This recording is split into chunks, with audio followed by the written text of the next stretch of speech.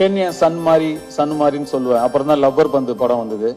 அதுல சொல்லுவாங்க, அது என்ன மாதிரி, தயவு செஞ்சு இல்லைன்னு கூட சொல்லிடுங்க, ஆனா மாதிரின்னு சொல்லாதீங்க அப்படின்னு ஒரு டயலாக் வந்தது அந்த படத்துல. கென் சன் தான். அம்மாக்கு ரொம்ப பயமா இருக்கு.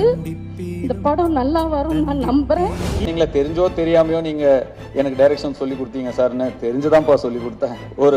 ஒரு திறமையை பார்த்தா தெரியும், இது உருப்படுமா இது உருப்படாதான்னு தெரியும். என் வயசுல வேற யாரா இருந்திருந்தாலும் 10ல் 7 பேர் நிச்சயமா அந்த வயசுக்கான ஈடுபாடுகளும் அந்த வயசுக்கான இன்ட்ரெஸ்டும் அந்த வயசுக்கான ஆக்டிவிட்டிஸும் தான் இருந்திருக்கும். விளையாட தான் போவாங்க, லவ் பண்ணிட்டு அப்படி இப்படி சுத்திட்டு தான் இருப்பாங்க. அவனோட ஃப்ரெண்ட்ஸே ஒரு சிலர் எனக்கே தெரியும் ஃபோக்கஸ் எங்க வைக்கணுமோ அங்க வைக்காம வேற மாதிரி திசை மாதிரி போயிருக்கிறத நான் பார்த்திருக்கேன். ஆனா கென், உங்களுடைய அந்த இன்ட்ரெஸ்ட் எல்லாம் தள்ளி வச்சுட்டு உங்க ஃபேமிலிக்காக நீங்க நிக்கிறீங்க.